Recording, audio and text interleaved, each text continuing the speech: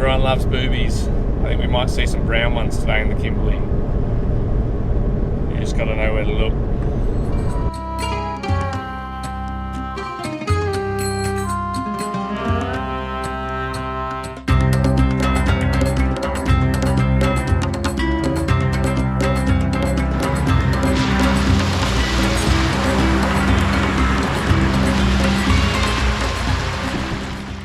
Just gone from this beautiful, like, big graded wide road to super narrow, barely fit the car, let alone the boat trailer, which is slightly wider than the car, to now kind of rutted out track and dips where big washouts and puddles have been sitting. Like, it feels like the Kimberley's just enclosing over you. You know, you sit still too long and the bush will take over. The islands we're going to today are called the Lacepede Islands. They were named after a French botanist in, I think it was about 1801. They were first discovered when someone was navigating the globe, sailing around, exploring the coastline of Australia, and came across these islands. Saw there was a lot of bird life on these islands, and so he named them after a good friend of his. The Americans came over, US came over, and basically tried to chuck the US flag in and claim the islands for themselves and claim the value of the island, which in those days, bird poo could be used in fertilizers. They staked the claim on the islands and started sending hundreds of workers over to these islands, super remote. Like, we're talking, you know, a couple hundred k's north of Broome. There was no roads out there. The only access was via boat, and they're sending hundreds of workers out here to basically shovel the bird poo onto the ships, and then send it back to the US. I also read a story about these guys. There's like a couple hundred workers on the island. When a ship came up to, you know, see what they were doing and why, you know, fertilizer wasn't making its way back down to Fremantle, down to port, they got there and the guys were on strike, and all of them were very drunk and disorderly. And I'm just imagining 1850s, nothing around. They've got heaps of booze though. They're sitting on bird poo, and they're just getting absolutely hammered because they're striking for whatever reason. And the ship sails past and notes this down in their journals. You know, they would have been hot, sweaty, covered in bird poo, and just drunk out of their minds on this little island, probably wondering what they are doing with their lives and why are they on an island sitting on a mountain of poo. So we made it out of the water. It is so clear, such a light little easterly.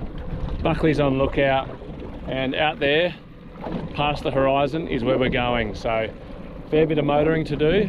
I think it's 25 mile, and yeah, just Buckley and I. So, let's get to it.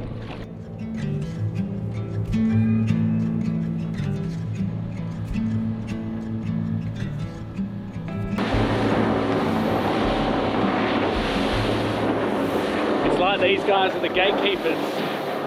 I've almost lost sight of one bit of land, and I can't even see the islands yet.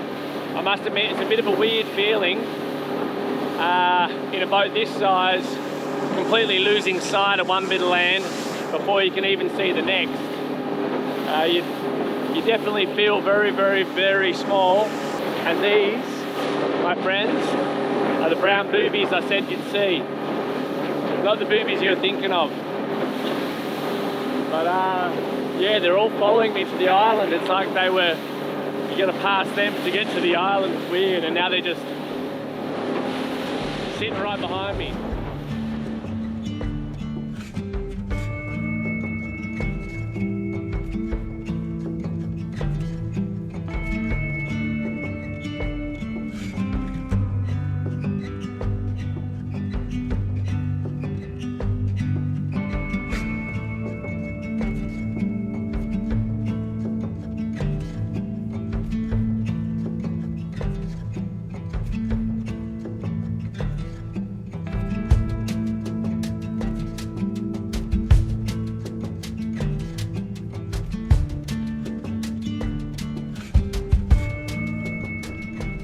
definitely a lot of birds around here. A lot of these brown boobies, which you can see flying over me.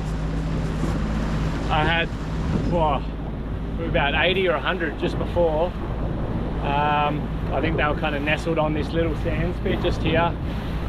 Within 5 minutes, they were all over it. I'm very, very surprised I managed to get it down. They weren't happy about it. So if I'm going to put the drone up again, it's definitely going to be miles away from where these birds are, because I don't know if I'll get it back.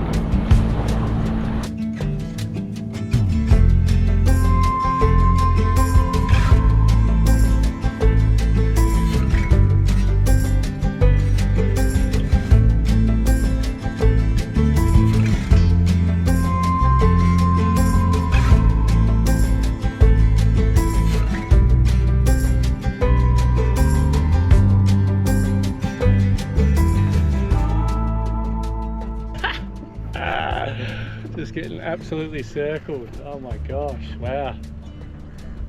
It's pretty wild. They definitely protect their own out here.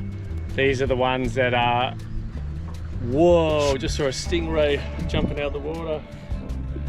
Going nuts. Full airborne.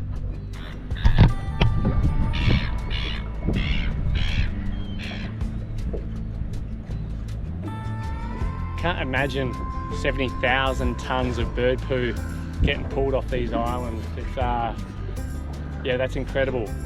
And it blows my mind to think that they were out here 150 years ago with shovels, or however the hell they scraped it off these islands. Would have been tough going. Some local fellas told me there's a big croc floating around here lately, so just jumping from island to island. I mean, this water looks incredible for a dive, but it makes me nervous that there's a big salty living out here.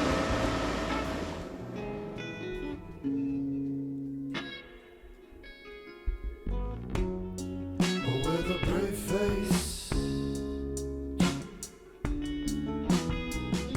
she's asking me to cut to the chase. Let her cut me off. Well, this love's transparent, it all passes through. Still wearing that brave face like you got nothing left to lose. Moving too fast. So the only vegetation on these islands is what's called a roly-poly, basically like kind of like a spinifex. And you can see that sitting on the top of the dune there, and this is about as high as the islands get. Very, very low, no protection whatsoever, a long way off the coast, and well, perfect for migratory birds or birds that just live on here full time.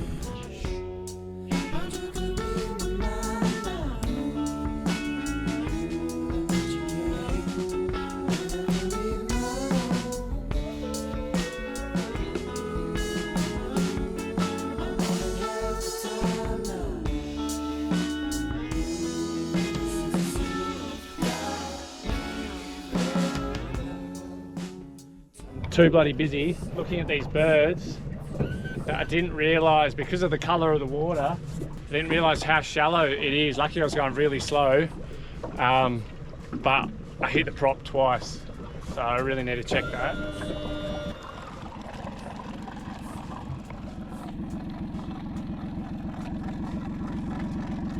Definitely don't want to be stuck without a prop out here. Jeez. All right, I've got forward movement.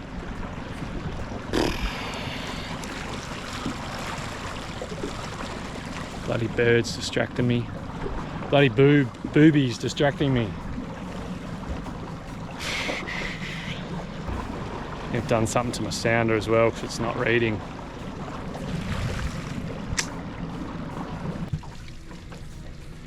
Sounder is barely hanging on.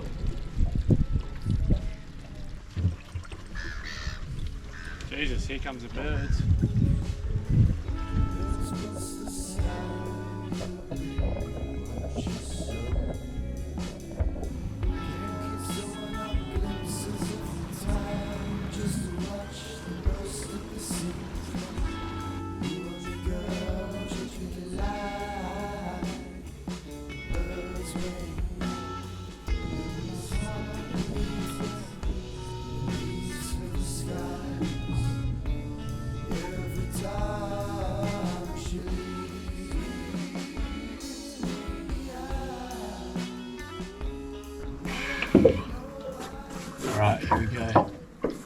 times heavy ever.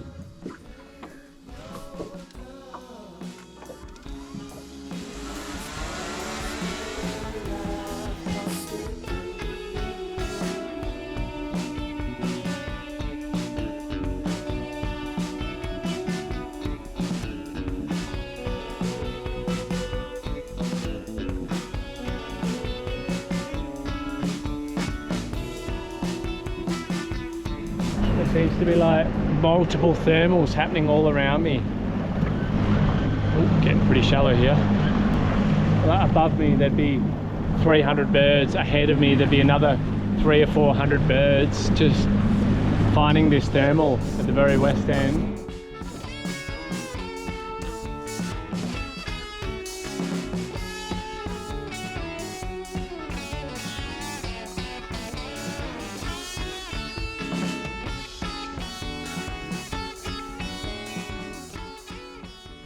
One o'clock and still not a drop of wind.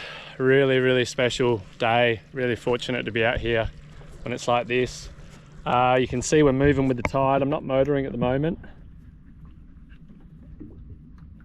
so I need to make sure I get out of here before it gets too dry out there. Sure, it's well and good for me where I am right now, still a bit of water, but I need to get off this reef before it's too dry to get out of this atoll, so to speak. Literally gonna just have to try and float over this reef here.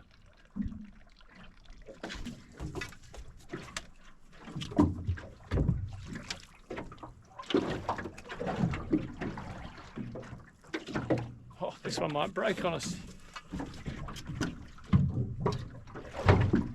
Another 20 minutes, maybe 15. Wouldn't be able to get off that. Ooh. It's alright. Hey, I got you. Buckley, let go. Hey.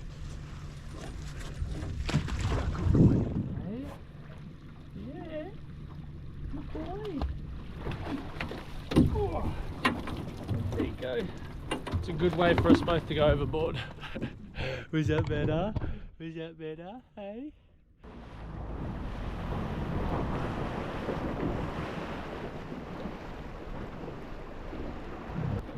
This massive tidal line right here, and then just glass, silky glass on the other side.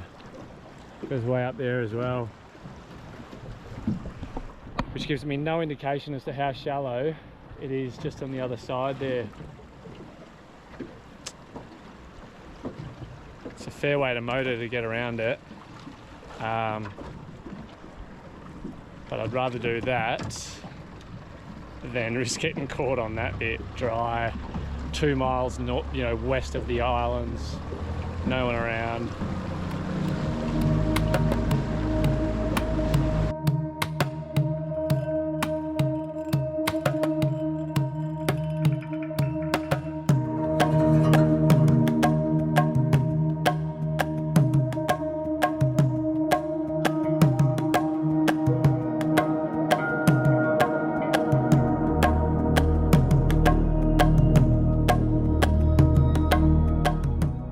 So this 6 foot high sandbar you can see behind me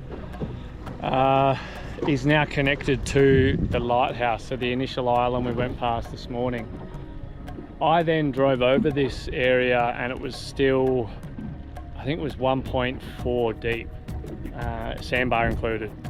And now it's 6 foot out of the water. Just goes to show how much water is moving up here in the space of 3 hours.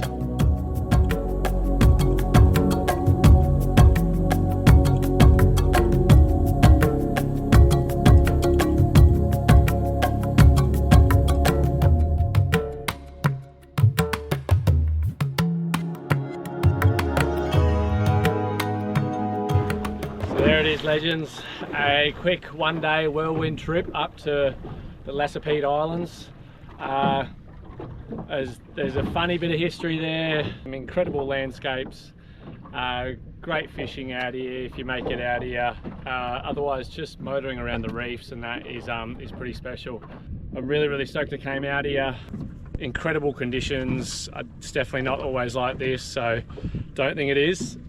Good old Stabbycraft and the Suzuki and the GFAB trailer got me up here and got me out here, and couldn't be happy with the location I'm in right now. Really stoked. So I'm gonna try and do a couple of little fish drops on the way home, like drop some lines and a bit of bait and see if I can get a fish. But you know, this today for me wasn't about fishing at all. It was just about getting out here and really, you know, finding a bit of remote landscape with a bit of history to it, a bit of excitement, and yeah, definitely full of adventure. So thanks for watching, legends. Ew.